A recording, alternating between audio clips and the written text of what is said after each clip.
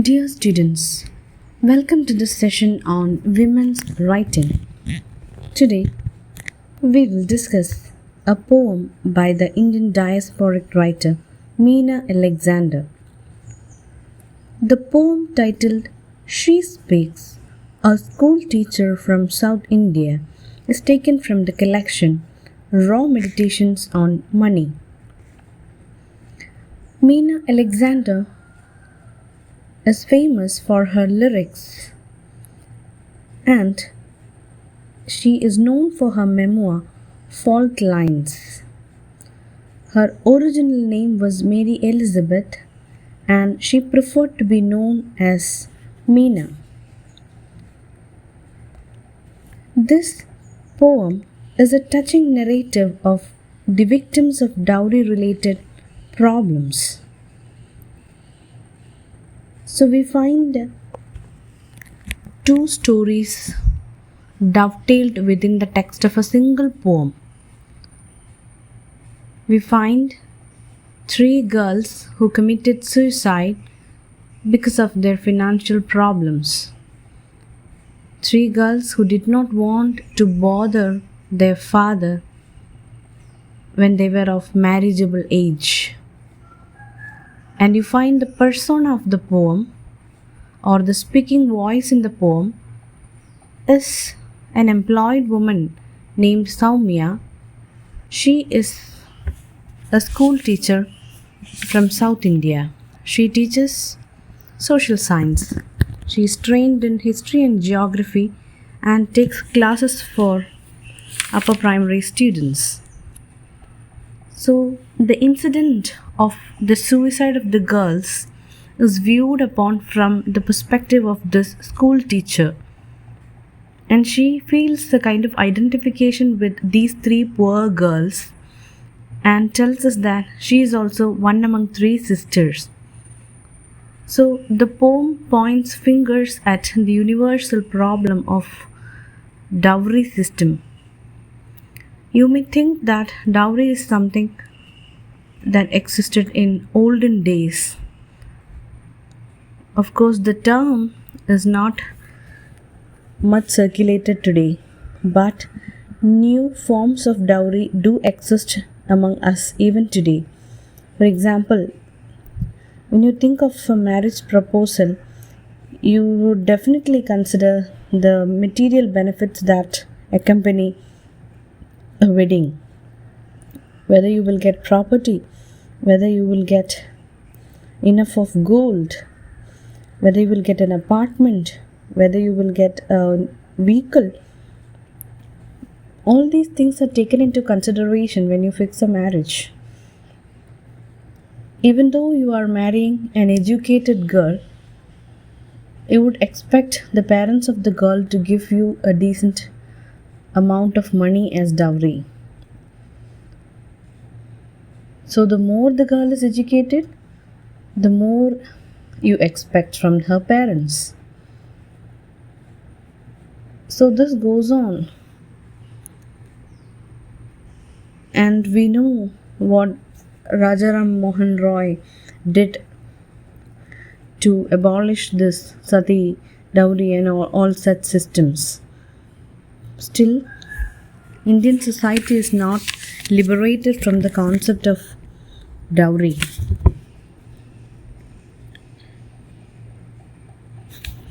Women are largely seen as commodities in the marriage market.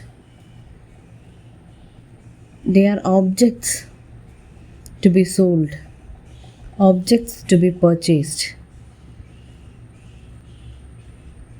So, this misconcept about women should be changed. Parents who have one or two or even three daughters are always pestered with the thought of marrying them off with a decent dowry. And in the text of the poem, you find the age of the girls mentioned. They were of marriageable age, certainly, and it is mentioned 16, 17, and 18. 16, 17, and 18, it's too early to get married. What a girl really needs is education and the ability to survive on her own, ability to be independent. A girl should be self sufficient in her life. He should be financially she should be financially secure. This is what a parent should think about. But the irony is that even an educated girl would face this predicament when it comes to marriage. And that is what we find in the case of Saumya. She said she is a teacher, she is employed, she earns money, still she is worried about marriage. So her father would be troubled all the more to purchase so many things along with gold and dowry. Like, there are many rituals prevalent in our society, there are many practices prevalent in our society associated with marriage, like visiting the house of the husband, and gifting them with so many things like refrigerator, scooter, dress materials. So it's high time that we rethink about all such social practices. Do we really need them all?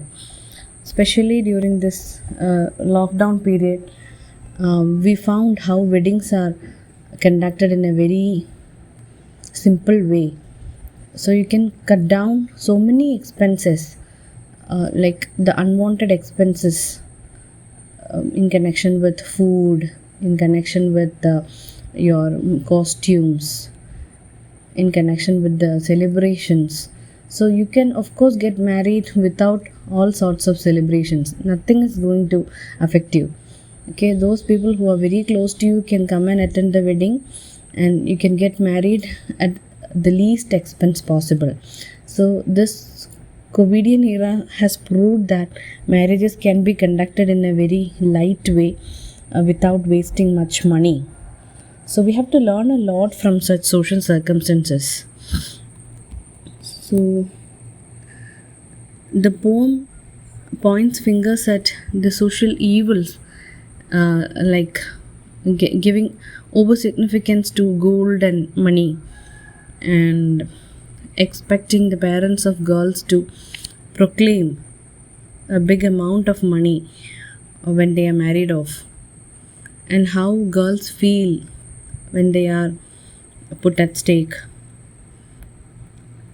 They lose their self esteem and they don't want to trouble their parents, and how these poor girls committed suicide, and how it traumatizes the entire women community.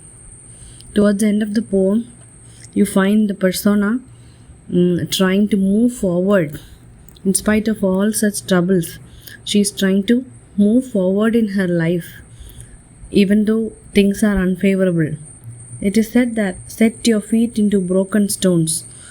So it's not said set your feet onto a stable land. There is no stability, there is no security, there is nothing comfortable. You are asked to step into broken stones. That means there are chances for you to fall down.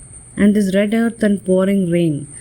Climate may be unfavorable for you, circumstances may not be favorable to you, but you have to go on. For us, there is no exile. For women like them, for girls like them, or for girls like us, there is no escape. There is no exile. There is no place where they can go and live peacefully. So we are entrapped in this patriarchal society which attributes so much of significance to marriage, dowry, gold, and so on. So that is how the poem goes. And here we find the cutting down of a tree. So this can be taken in a symbolic way. Like a tree means something that gives life, something that bears flowers, something that bears fruits, something that gives shade. When it's being cut down and when it falls upon the mud, this can be symbolically seen as the downfall of those girls, as the death of those girls. They are not allowed to grow, they are not allowed to survive. So we can maybe we can view this from an eco-feministic perspective, like a tree which would have been very useful if it survived, is cut down, which means girls who would have been very productive if they were alive are forced to put an end to their life. So you can even imagine it in that way. So the futility of education is also mentioned here, because she's saying she has passed the university exam with first class, but what is the use of all these achievements if still she is to be sold in the marriage market? So we have to ponder over so many things, like the social practices that exist in connection with marriage, the unwanted expenses, the anxiety that is uh, put upon the parents of girls. Gold is labor time accumulated, labor time defined. That means how much gold you offer to your daughter, that determines how much you have worked hard in your life. So, if it is 101 sovereigns or 51 sovereigns, it determines or it shows how much the father has worked. So, a father who has one or two or even three daughters will have to work overtime and to earn more money and to meet the expenses of the marriages. So, girls who truly love their parents are so much sad about the burdens that fall upon their parents, and then they put an end to their own life without posing any trouble to others. And so many things are mentioned here, like education, futility of education, um, the blinded beliefs of society, and the age of marriage, and committing suicide. Is it a true solution? And symbolic significance of the girl's death and the fall of a tree. And it is mentioned that the girls are from Kanpur, far to the north, admittedly. We know this from National Geography class, the borders of states, the major cities. The speaker of the poem is very sure of this Kanpur because maybe because she is a teacher of geography and history. And this area, geographical location, is mentioned precisely. Maybe we can take it in this way: whether it is Kanpur or any other major city of India, the situation is not different. All girls everywhere in India will have to face such problems. So it's a universal problem. So the whole history of womankind is compacted here. So this is not just the story of Saumya, or this is not just the story of those three girls who committed suicide. This is the plight of all women all around the world.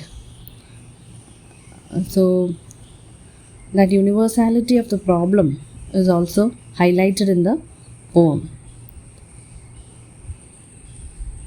So I did not read the poem from verse 1 to the last verse, but I tried to bring out the significance of all the stanzas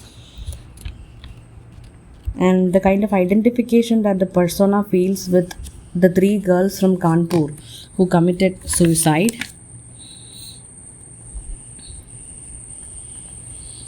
And the necessity to move forward in life, with which she concludes the poem, and the insecurity and the less favorable circumstances that women must face everywhere in the world. So, all these are brought to the forefront in this poem. I hope you understood it. You read the poem many a time and try to give your own interpretations. Thank you.